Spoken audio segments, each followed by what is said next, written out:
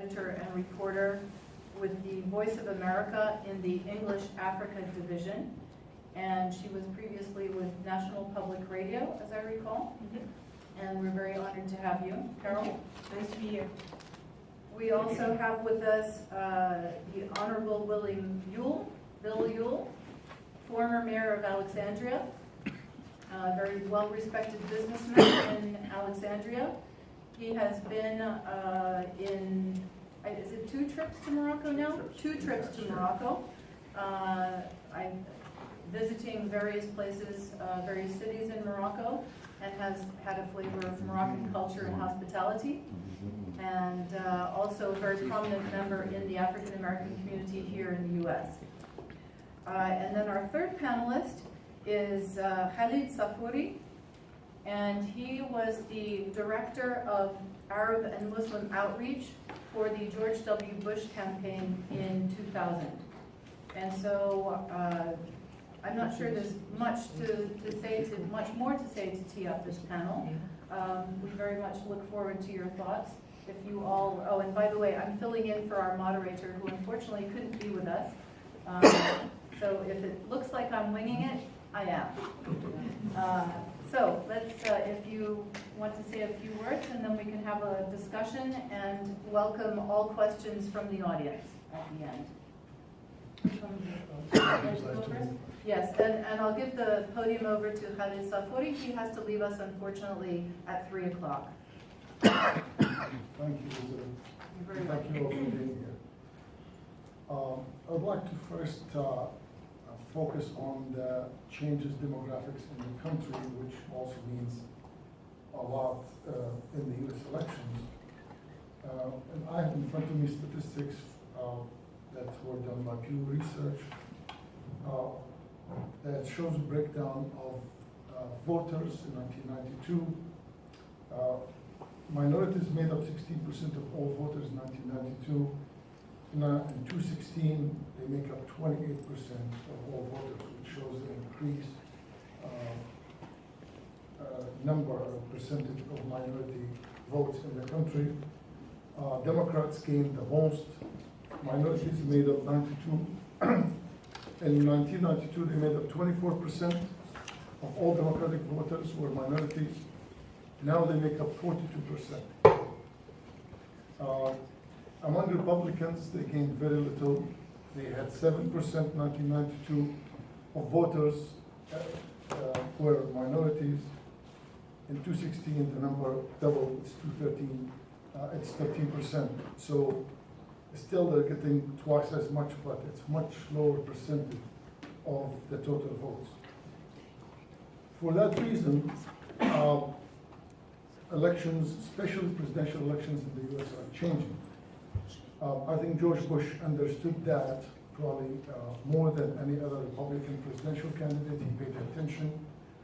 He established a whole operation that handled minorities. It was meeting regularly in Austin, Texas during the campaign. I worked with that group. I don't affiliate myself any longer with Republicans after the Iraq war. I left, so no one should take this against me. I'm a libertarian. And the Washington Post ran a story 10 years ago about minorities in Fairfax County.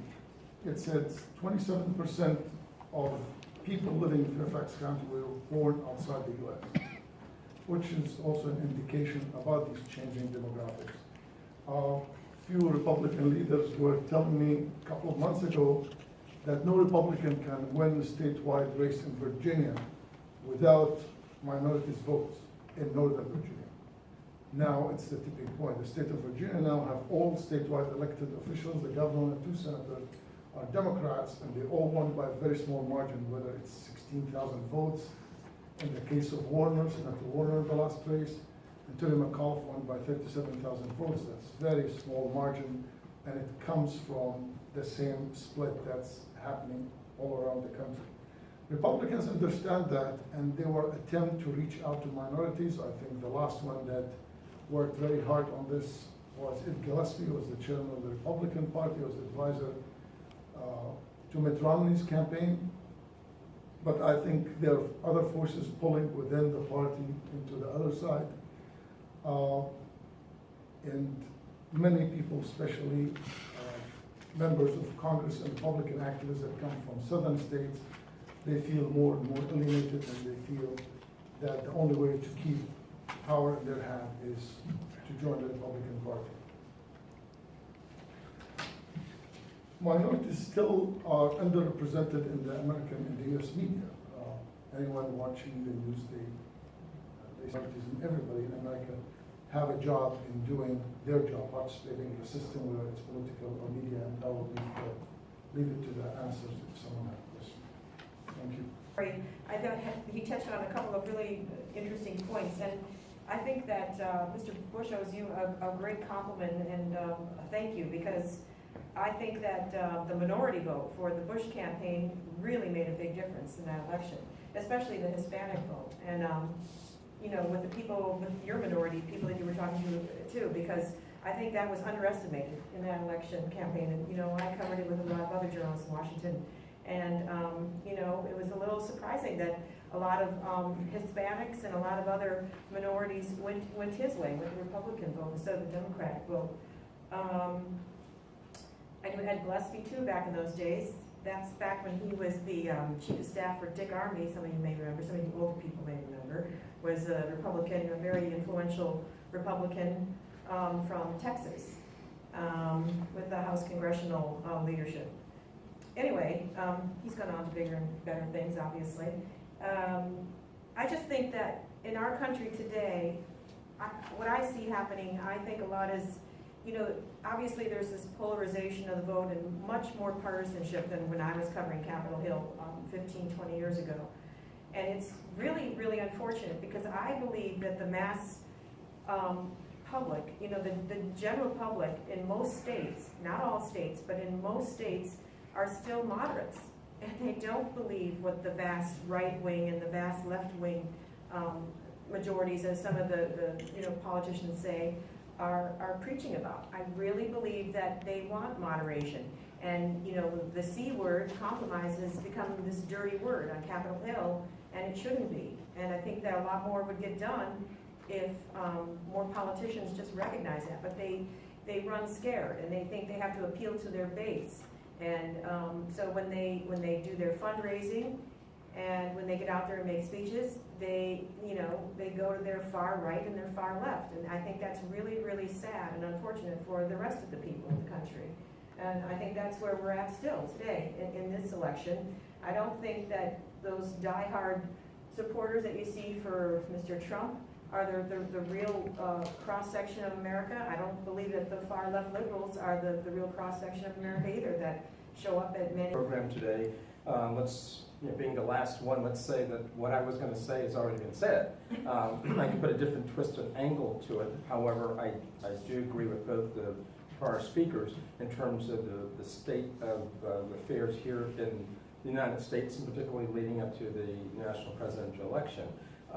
The reality is, again, media plays a very important role in helping to get the messages out and so forth and so on. But again, there are various forms of media outlets and places where people can go to get the news, whether it's on television, radio, and or the social media. And again, as we know, particularly with the millennials, a lot of folks are using social media. I'm someone that's been in an elected office for more than almost 25 years, and certainly, you got to do a lot of campaigning, fundraising, networking, and everything else. But the reality is, you got to also try to appease and please different sectors and sections of the population in order to get their vote. And what's difficult about it all is trying to appease all of these different elements, while at the same time striking a balance so that your message or platform is crystal clear in terms of why you're running for office, why folks should vote for you, elect you, and everything else. And I advocate, and have always advocated, that the reality of it all is that whether you're a Democrat, Independent, or Republican, shouldn't have anything to do with why you're running for office, and in terms of what you're going to do and why you want to work on behalf of the electorate. And so I think really what we come up against often is the fact that people view you and they put you into that that particular silo and say, oh, you're a Democrat, you're too liberal, you're a Republican, you're too conservative, and but again, it speaks to why nothing happens on the Hill, on Capitol Hill, because I have a couple of questions, and please feel free to chime in as well with questions from the audience. You mentioned apathy, Bill. I think when Hajem mentioned this idea to me back in July, one of the things that was running through my mind in organizing a conference like this was to mobilize the vote, and mobilize particularly the Moroccan American vote, because it was my sense that there is a fair amount of apathy out there, and if you see what's going on in the polls, and if you, I think probably most people would think that based on the first debate on Monday, Hillary probably won. I know Fox thinks otherwise. I saw that last night. But I think that, how do we kind of get people to get out and vote their consciences, vote their issues, vote their, how can we use media better to do that when there seems to be such a distrust of media at the moment? And I'll just open it up to any of you who want to take that. Well, since I'm in the media, I guess I'll take that first. Yeah, and I can sympathize as a lawyer. I know there's a lot of distrust about lawyers, so. I think part of the big problem too is, quite frankly, we've got so much competition now, and they're not really bona fide news sources, but people see them as news sources. All these blogs and websites that are out there that, pretend to be news organizations, but they're not. I think in many cases, I don't want to say all journalists, but many journalists are lazy. And some journalists are very good, they work very hard on their stories. But I think many journalists are lazy and they just take things the way it is, and they don't try to dig deep on it and find more details. And I'll give you an example. Anyone watching nightly news, ABC nightly news, there is World News Tonight. World News Tonight have nothing from around the world. It's all about a dog that's stuck somewhere and a car accident with cars burning. And you, if you're lucky, you watch 30 seconds of what's going on in Syria or a disaster in Africa or something in South America. So, and you ask news executives and they say this is what the viewers want. I remember before Peter Jennings died, we went to New York, we had lunch with him, and we argued with him about the news. And I think until when he was then the head of ABC Nightly News, there was still about 5 minutes of coverage of world news every night. But after that, even Good Morning America, it's cooking and dishes and all that stuff. So the media feeds what they think people want, and they don't try to do the job of educating people. And I think it's part of the problem is us, the audience, and the other problem is the journalists. It's easier for them to do a show about cooking than working hard on what's going on in the inner city or in the hospitals in Syria or in the water resources in Michigan and calling the executives and expressing their opinions. So I think there's a lot have to be done by both sides. I think part of that, though, I will agree that, the industry has gotten lazy, but it's not by choice of most of the down and dirty reporters. It's the executive producers and the executive directors of these shows and programs that decide, people want this infotainment. And reporters are dying to get out there and do their job and, get it covered, but they're not given that chance hardly anymore. I would just simply add that, again, I watch a lot of television, not during the day, but at night.